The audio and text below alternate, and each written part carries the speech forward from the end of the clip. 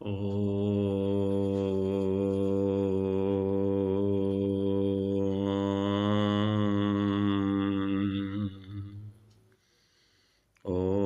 सहनाववतु सहनौ भुनक्तु सह वीर्यं कर्वावहै तेजस्विनावधीतमस्तु मा विद्विषावहै। ओम शांति शांति शांति। उपनिषद की श्रृंखला में हमने अभी तक 11 अंक देखे हैं। 11वें अंक में हमने कठोपनिषद की दूसरे अध्याय की जो दूसरी वल्ली है उसके 1 से लेकर 8 तक मंत्रों को देखा था और अब आगे 9वें मंत्र का आरंभ करते हैं। अग्निर यथैको भूनम प्रविष्टो रूपम रूपम प्रतिरूपो बभूव एकस्तथा सर्वभूतांतरात्मा रूपम रूपम प्रतिरूपो बहिश्च। अनेक तार्किकों की कुबुद्धि द्वारा चित्त चंचल कर दिया गया है, अतः जिनकी बुद्धि सरल नहीं है उन ब्राह्मणों के चित्त में प्रमाण से युक्त सिद्ध होने पर भी आत्म एकत्व विज्ञान बारंबार कहे जाने पर भी स्थिर नहीं होता। अतः उनके प्रतिपादन में आदर रखने वाली श्रुति अब पुनः कहती है, बार बार कहेगी, आत्मा का उपाधि प्रतिरूपत्व क्या है। उपाधि प्रतिरूपत्व मानी उपाधि जब रहती है तो वो कैसी होती है, तो उसके विषय में उदाहरण देकर समझा रहे हैं। अग्निर यथैको बहुनम प्रविष्टो रूपम रूपम प्रतिरूपो बभूव एकस्तथा सर्वभूतांतरात्मा रूपम रूपम प्रतिरूपो बहिश्च। कह रहे कि अग्नि जिस प्रकार से एक होते हुए भी भुवनम प्रविष्टो सारे लोक के एक एक ईंधन में अग्नि प्रविष्ट है और अग्नि जो है उस ईंधन के अनुसार अपना रूप बनाए हुए है। जैसे लकड़ी में है, उपले में है, पेट्रोल में है, दूसरे जितने भी पदार्थ हैं, गैस में है या और भी अन्य पदार्थों में है, शरीर में भी अग्नि है, वो अलग अलग रूप धारण किए हुए है। तो कह रहे हैं अग्नि यथा एको भुवनम प्रविष्टो। भुवनम प्रविष्टो मतलब एक ही अग्नि प्रत्येक भुवन में, संपूर्ण भुवन में, संपूर्ण संसार में, भुवन का अर्थ लोक होता है, सारे लोक में प्रविष्ट होते हुए भी रूपम रूपम प्रतिरूपो बभूव प्रत्येक रूप के अनुरूप हो गया है। जैसा उस वस्तु का रूप है वैसा ही अग्नि का रूप है। और इसको दूसरे प्रकार से भी कह सकते हैं, जैसे अग्नि को जब जलाते हैं तो वो अगर चौकोर कुंड में है तो वो चौकोर दिखाई देगी, यदि वो किसी गोल में है तो वो गोल दिखाई देगी, त्रिकोण में है तो वो त्रिकोण दिखाई देगी। जैसे जैसे पात्र में वो अग्नि होगी वैसा वैसा रूप धारण कर लेगी। एकस तथा सर्वभूतांतरात्मा, इसी प्रकार से एक ही आत्मा सर्वभूतांतरात्मा होते हुए सारे संसार की एक ही आत्मा, सारे संसार में एक ही आत्मा अलग अलग शरीरों में अलग अलग नजर आ रही है। रूपम रूपम प्रतिरूपो बहिश्च, और उसके बाहर भी है, यानी एक एक रूप में भी वो हमको दिखाई दे रही है और एक एक रूप से बाहर भी है। बहिश्च जो शब्द का है उसका ये अर्थ है। और एक बार इसको देखते हैं क्या कहते हैं। जिस प्रकार एक ही अग्नि प्रकाश स्वरूप होकर भी भुवन में, अर्थात इस लोक में जिसमें सब जीव होते हैं उसी को लोक कहते हैं, उसी को भुवन कहते हैं, इस लोक में अनुप्रविष्ट हुआ रूप रूप के प्रति, अर्थात काष्ठ आदि भिन्न भिन्न प्रत्येक दाह्य पदार्थों के प्रति प्रतिरूप उस पदार्थ के अनुरूप हुआ, दाह्य भेद से अनेक प्रकार का हो गया, यानी वो दिखाई अलग अलग दे रहा है, वास्तव में वो एक ही है और उससे बाहर भी है। यानी अग्नि ऐसा नहीं कि उस वस्तु में ही है, उससे बाहर भी अग्नि सर्वव्यापक है, यानी इस लोक में तो सर्वव्यापक ही है, क्योंकि बिना अग्नि के ये लोक चल ही नहीं सकता। और अग्नि को यदि देवता के रूप में स्वीकार करें तो उसको पृथ्वी लोक का देवता भी माना गया। पृथ्वी लोक का देवता कौन है? अग्नि है। अंतरिक्ष लोक का देवता कौन है? वायु है। द्युलोक का देवता कौन है? तो आदित्य यानी सूर्य है। तो इस प्रकार से उसको देवता ही माना गया। फिर एक उदाहरण से यदि स्पष्ट नहीं हुआ तो फिर दूसरा उदाहरण दे रहे हैं दूसरे मंत्र में। वायुर यथा एको भुवनम प्रविष्टो रूपम रूपम प्रतिरूपो बभूव एकस्तथा सर्वभूतांतरात्मा रूपम रूपम प्रतिरूपो बहिश्च। दूसरा भी बिल्कुल वही कह रहे हैं कि जैसे वायु, एक ही वायु पूरे संसार में व्याप्त है, प्रविष्ट है और प्रत्येक वस्तु के अनुसार उसका रूप हो रहा है। जैसे कोई साइकिल की ट्यूब में है तो साइकिल की ट्यूब का आकार ले रखा है, कोई ट्रक की ट्यूब में है तो ट्रक के ट्यूब का आकार ले रखा है। अगर बाहर संसार में है तो वो कहीं कहीं हवा का रूप ले रही है, तो कहीं आंधी का रूप ले रही है, कहीं तूफान का रूप ले रही है। तो एक एक पदार्थ में जैसा जैसा उस पदार्थ का स्वरूप है वैसा वैसा ही उसका रूप आपको दिखाई दे रहा है।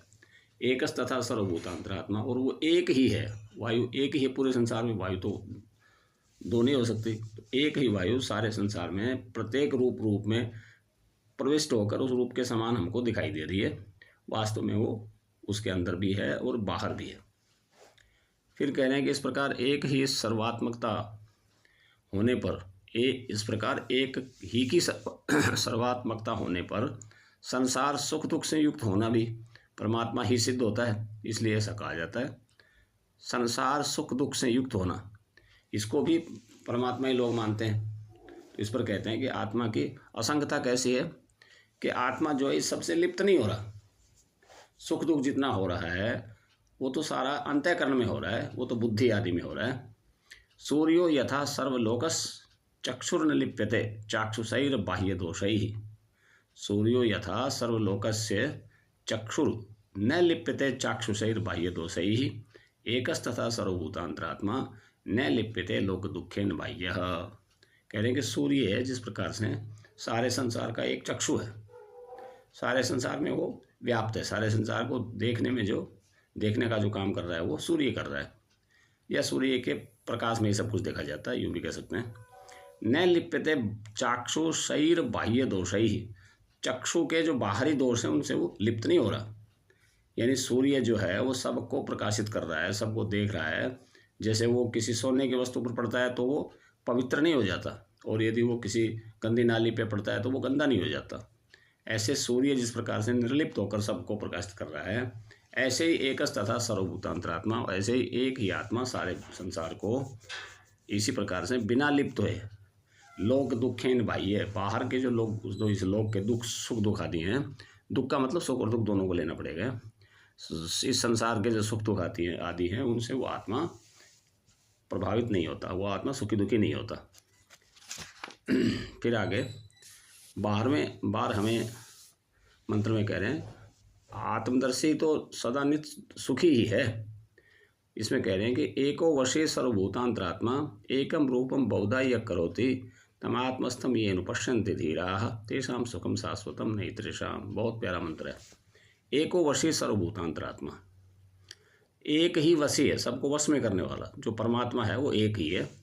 आत्मा भी एक ही, यूँ भी कह सकते हैं, लेकिन यहाँ परमात्मा की बात हो रही है। एको वशी सर्वभूतांतरात्मा, सब प्राणियों में जो आत्मा के रूप में जो बसा हुआ है वो एक ही परमात्मा है। और एकम रूपम बहुधा यः करोति, और वो एक ही भिन्न भिन्न वस्तुओं के आकार के अनुसार, शरीरों के आकार के अनुसार उसने आकार धारण किया हुआ है, ऐसा हमको लगता है। तो धारण तो क्या किया, हमको लगता है। एको वशी सर्वभूतांतरात्मा एकम रूपम बहुधा यः करोति, वो एक ही होते हुए सब प्रकार के रूपों को उसने धारण किया हुआ है। बहुधा यः करोति, बहुधा मतलब बहुत प्रकार से किया हुआ है। तमात्मस्तम ये अनुपश्यन्ति धीराः, उसको धीर लोग, धीर कहते हैं ध्यानी को, जो ध्यानी लोग हैं, धीराः ध्यानवंता, ऐसा उसमें आया है निरुक्त में, धीरा ध्यानवंता। तमात्मस्तम ये अनुपश्यन्ति धीराः, उसको अपने आत्मा में स्थित, तम आत्मस्तम, तम माने उसको, आत्मस्तम माने अपने आत्मा में स्थित, ये अनुपश्यन्ति जो देखते हैं, धीराः धीर लोग, तेषाम सुखम शाश्वतम नैतरेषाम्, वो सदा सुखी रहते हैं, उनको कभी दुख छूता भी नहीं है। एको वशी सर्वभूतांतरात्मा, वह स्वतंत्र और सर्वगत परमेश्वर एक है, उसके समान अथवा उससे बड़ा और कोई नहीं है। वह वशी है क्योंकि सारा जगत उसके अधीन है। उसके अधीन क्यों है, इस पर कहते हैं कि क्योंकि वह संपूर्ण भूतों का अंतरात्मा है, इनर मोस्ट बीइंग है सबका। इस प्रकार जो अचिंत्य शक्ति संपन्न होने के कारण अपने एक नित्य एकरस विशुद्ध विज्ञान स्वरूप आत्मा को नाम रूप आदि अशुद्ध उपाधि भेद के कारण अपनी सत्ता मात्र से बहुधा अनेक प्रकार का कर लेता है। उस आत्मस्थ अर्थात अपने शरीरस्थ हृदयाकाश यानी बुद्धि रूप में चैतन्य रूप से अभिव्यक्त हुए आत्मा को जो लोग देखते हैं उन्हीं को नित्य सुख होता है।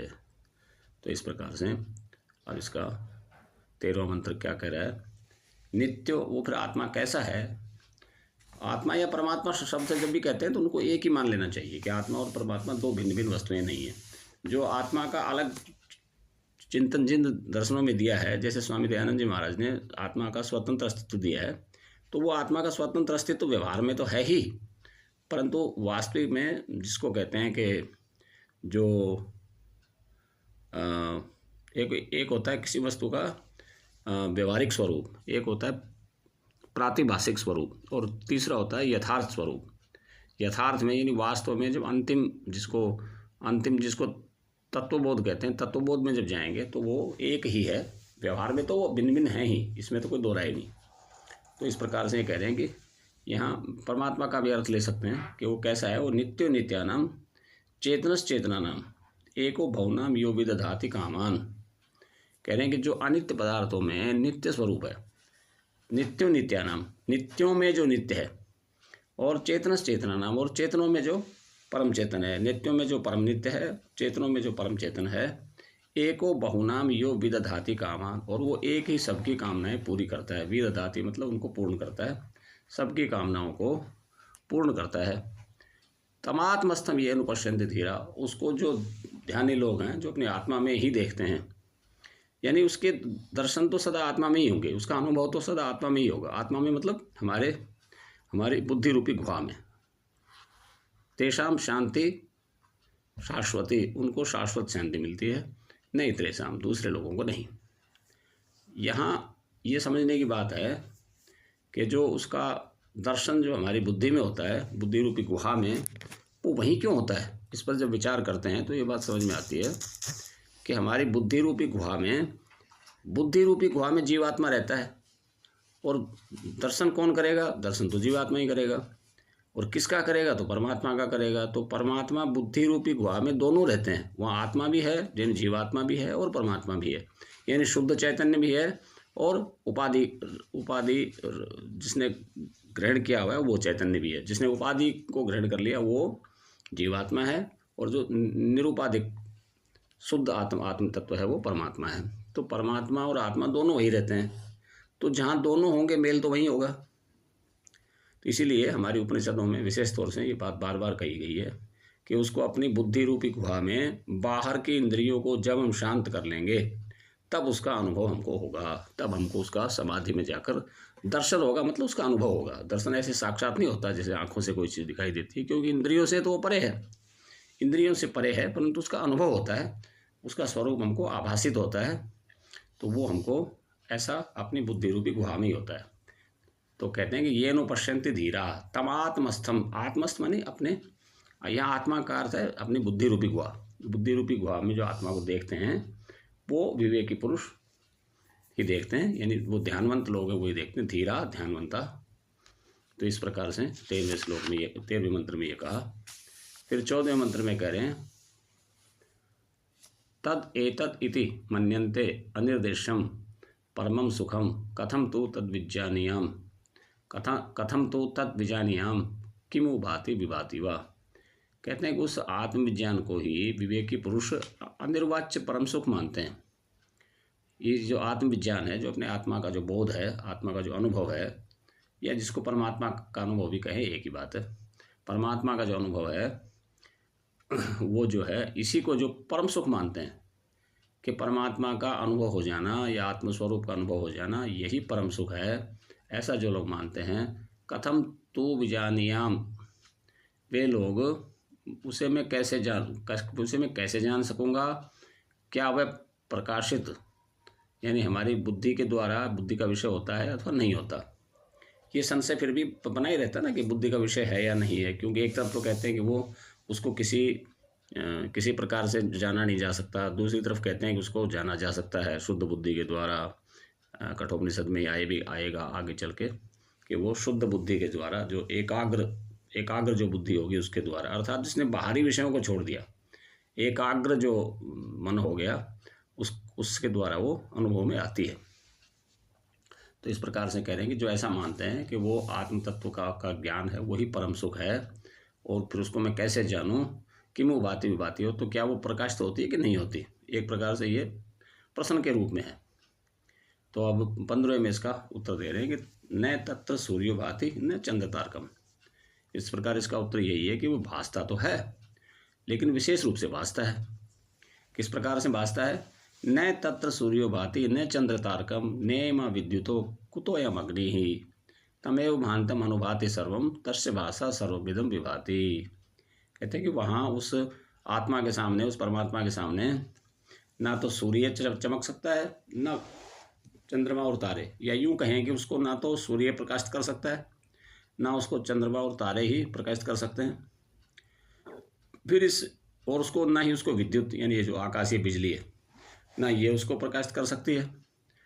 फिर इस अग्नि की तो कहना ही क्या, अग्नि की तो फिर औकात ही क्या। कोई कहे ना कि भाई जब हाथी के पैर के नीचे भी इसका कुछ नहीं बिगड़ेगा, तो फिर सामान्य चींटी आदि की से तो फिर डरना ही क्या है। तो इस प्रकार से ये कह रहे हैं कि वहाँ ना तो सूर्य प्रकाशित कर सकता है, ना उसको चंद्रमा प्रकाशित कर सकता है, ना उसको विद्युत प्रकाशित कर सकती है, फिर अग्नि की तो कथा ही क्या है। लेकिन ये कह रहे हैं कि तमेव भांतम अनुभाति सर्वम, उसके प्रकाशित करने से ही सब कुछ प्रकाशित हो रहा है, उसके बिना तो कुछ भी प्रकाशित नहीं हो सकता। तस्य भाषा सर्वमिदम विभाति, उसके प्रकाश से ही सब कुछ प्रकाशित हो रहा है। उसकी चमक तो क्या कहें, उसका जो प्रकाश है, उसका जो ज्ञान है, उसका जो विवेक है, उसकी जो बुद्धि है, उसके कारण ही ये सब कुछ दिखाई दे रहा है। संसार भी उसी आत्मा के कारण ही दिखाई दे रहा है। यदि आत्मा ना हो संसार में तो कुछ भी नहीं है। हालांकि ये सब प्रकृति के द्वारा रचित संसार हमको बहुत सुंदर लगता है, लेकिन ये सब आत्मा की उपस्थिति के कारण ही ऐसा लगता है। यदि आत्मा की उपस्थिति ना हो तो उस संसार का कोई अस्तित्व नहीं है। संसार के अस्तित्व के मूल में वही आत्मा है, वही जो है सारे संसार के दिखने दिखाने का मूल कारण है। तो कह रहे हैं कि तमेव भांतम अनुभाति सर्वम, उसके प्रकाशित होने पर ही सब कुछ प्रकाशित हो रहा है। तस्य भाषा सर्वमिदम विभाति, उसके प्रकाश से ही सब कुछ जो है वो विभाति मतलब प्रकट हो रहा है। उसके बिना कुछ भी नहीं भासता, उसके बिना कुछ भी नहीं भासता। तो ऐसा कहकर 15वें मंत्र को यहाँ पूरा किया गया। यहाँ जो है इस वल्ली का अंतिम मंत्र था ये। अब आगे तीसरी वल्ली में और विषय चलेगा, अलग विषय चलेगा, थोड़ा इससे चलेगा तो वो भी आत्मा के विषय में ही, परंतु आत्मा के विषय में थोड़ा सा इससे भिन्न है। अब तक जो बता दिया उससे भिन्न चलेगा। तो इस प्रकार से हम जो है शेष जो है अगले अंक में पढ़ेंगे। अब इस पर थोड़ी सी और चर्चा कर लेते हैं कि ये आत्मा परमात्मा का जो ज्ञान है वो कैसा है, उसके विषय में हम अपनी स्वयं की बुद्धि से जब सोचेंगे तो इसका एक ही समाधान है कि वो आत्मा सर्वत्र है। तो कहीं से उसके अनुपस्थिति का तो कोई प्रश्न ही नहीं होता कि वो कहीं अनुपस्थित हो, ऐसा तो हो नहीं सकता। तो उसकी उपस्थिति फिर हमको भासती क्यों नहीं है, उपस्थिति हमको दिखाई क्यों नहीं देती? तो इसका सीधा सा उत्तर है कि आत्मा जो है वो इंद्रियों से परे की चीज़ है। हमारी जो 5 इंद्रियां हैं वो केवल बाहर के विषयों को ही देख पाती हैं, अपने अंदर का ही नहीं देख पाती। तो इनरमोस्ट बीइंग को देखने का तो कोई प्रश्न ही नहीं होता। ऐसा यहाँ इसमें एक सूत्र आया भी था, एक सूत्र में एक मतलब श्लोक में ऐसा आया भी था परांचिखानी वेतनित स्वयंभू तस्मात् परांग पश्यति अंतरात्मन कश्चित धीर प्रत्यगात्मान ऐक्षत आवृत चक्षु अमृतत्वम इच्छन। शायद इसी में आया था दूसरी वल्ली में, दूसरे अध्याय का वो शायद पहला ही श्लोक था। हाँ, दूसरे अध्याय की पहली वल्ली का पहला ही श्लोक था। परांचिकानि वेतरित स्वयंभू तस्मात् परांग पश्यति नान्तरात्मन कश्चित धीरः प्रत्यगात्मानं ऐक्षत आवृत चक्षु अमृतत्वम इच्छन। तो इंद्रियों का विषय तो यह है नहीं, क्योंकि इंद्रियां तो केवल शरीर से बाहर को ही देख सकती है, अंदर को नहीं देख सकती। परंतु फिर वो किसका विषय है? तो वो बुद्धि का विषय है। और बुद्धि का विषय भी कैसे है? क्योंकि बुद्धि तो सारे संसार को भी देखती है। तो बुद्धि सारे संसार को देखती है। इसमें हम योग दर्शन में जाएंगे तो वहाँ ये समझ में आएगा, वहाँ स्पष्ट ये कहा गया है कि बुद्धि जो है वो सदा आत्मा का विषय रहती है। यानी आत्मा जो है वो सदा बुद्धि को लगातार देखती रहती है। और वो बुद्धि जब सारे बुद्धि मन को देखती है, मन इंद्रियों को देखता है, इंद्रियां विषयों को देखती हैं। अर्थात संसार को इंद्रियां देखती हैं, फिर इंद्रियों को मन देखता है, और मन को फिर जो है बुद्धि देखती है, और बुद्धि को फिर आत्मा देखता है। तो आत्मा का बुद्धि सदा विषय रहती है।